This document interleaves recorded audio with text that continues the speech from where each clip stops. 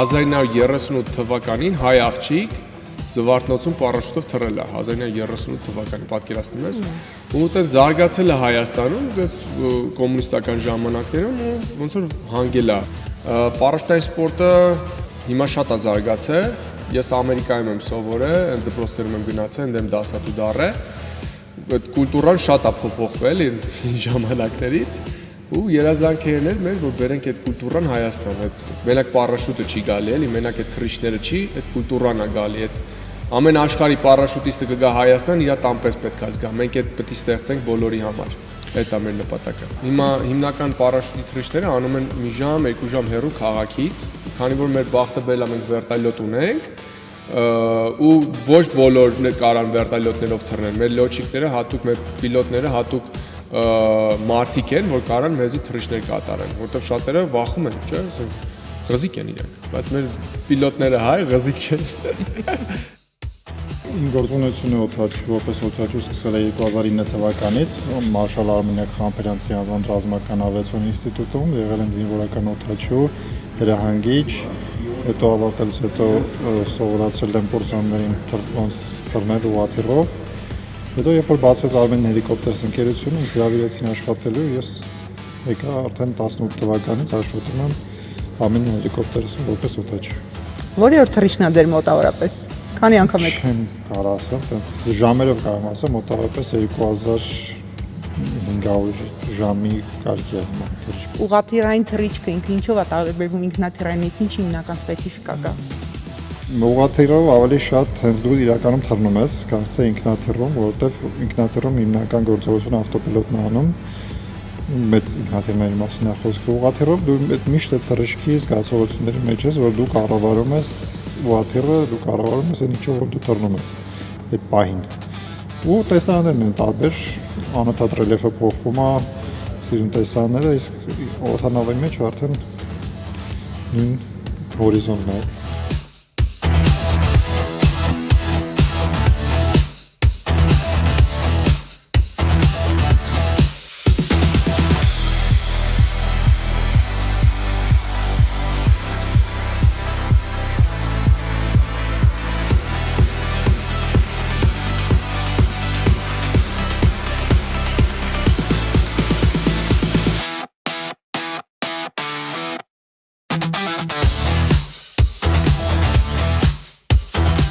Հիմա նայ ասենք, որ դու 4000 մետրից թռնում ես, չէ, երկու մեծ գագաթ կա կողքդ, որ սենց զգում ես դու, էդի Արագածն ու Արարատն է, չէ, թռնում ես ներքևն է փոքր սարեր կան, բայց այդ սարերը հարթ են երևում, որ դու կամացից իջնում ես ներքև,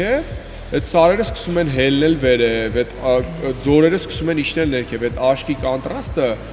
գժական բան է, դա մենակ Հայաստանում կարաս դու դա զգաս, էլի։ Մեկի ասենք, չգիտեմ, երևի Շվեյցարիա բան է նույն կոնտրաստով, էլի։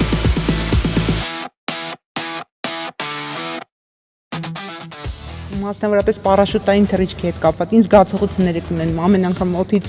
պարաշուտով մարդ։ Շատ վառ զգացողություններ են, որովհետև հիմնականում բոլորը հրաշալի մարդիկ են, լավ էներգետիկայով, հետաքրքիր թռիչքներ են, անսովոր բարձրությունից տեսարաններ են, որտեղ հիմնականում մենք ցածր ենք թռնում, իսկ հիմա բացանում է 4 կիլոմետր։ Շատ հետաքրքիր է, ամեն անգամ տարբեր ձև, տարբեր էմոցիաներ,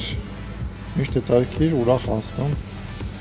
շատ հաճելի։ Ինչ հեռանկարներ եք տեսնում Հայաստանում այս ուղղությամբ։ Ուղղաթիռային ծառայությունները ընդհանրապես Հայաստանում անփոխարինելի են կարծում, որովհետև մեր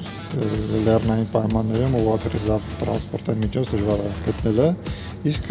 պարաշուտային սպորտի զարգացումը դա կխրանի նաև туриզմի զարգացմանը, որպես էքստրեմալ туриզմ։ Ապեր ո՞նց ենք։ Ցենտր։ Ինչ ենք անում այսօր։ Տժում։ Պատրաստ ես 4000 մետրից թռնես։ Իհարկե։ Ժոկանա լինելու, վելա կասես։ Հավատում եմ։ Լավ։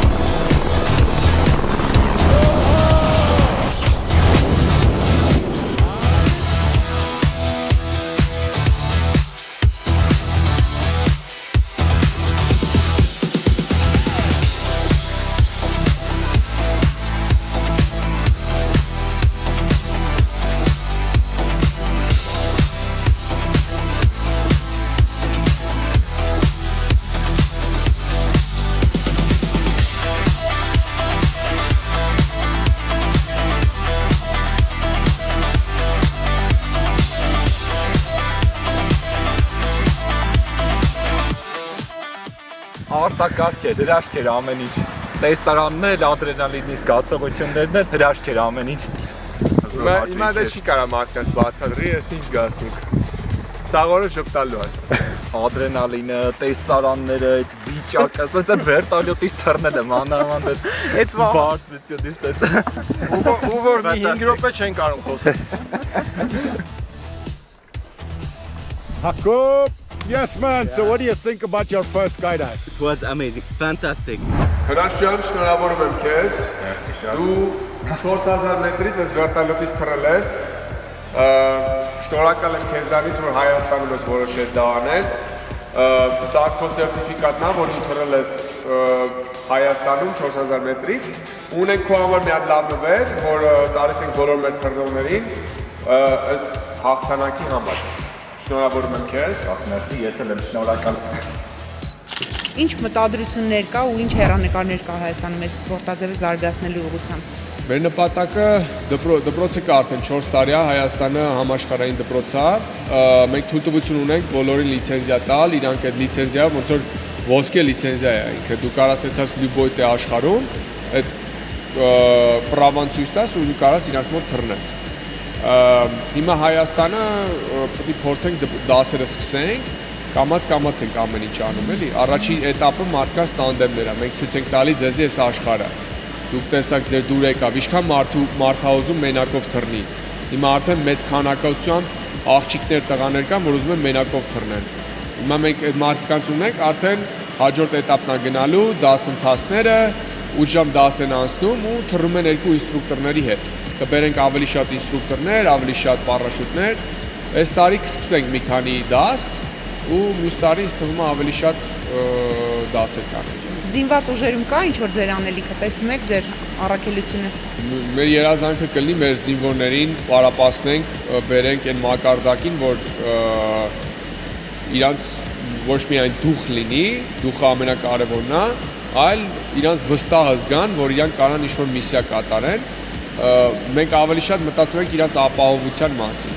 Ինչով կարանք օգնենք իրանք ապահով թռնեն, էլի։ Մենք ավելի շատ այս կուլտուրան ճիշտ ասած խորացված չի ինչ-որ մեկին վնաս տալու մեջ, մենք ուզում ենք մարդկանց հակառակը օգնենք, բուժենք, թե հոգեկան ինչ-որ խնդրեմ ունեն, թե ինչ-որ մարդկան ինչ-որ մեկին կորցրել է ու իր հոգեկան աշխարհը խանգարված է։ Գալիս են մեր հետ, մենք այդ этаպով իրանց այդ շրջանով անցնում ենք իրար հետ ու օգնում է շատ։ Մի բառով ոնց կնկարագրեք պարաշուտային թռիչքը ինչի անման։ Ինչ է դա ձեր համար ինչ է դա։ Տուն։ Այդ իմ տունն է, այդ իմ հանգստյան վայրն է, այդ իմ խաղաղությունն է։ Առանց դրա ոնց որ ես գաղութում եմ այդպես։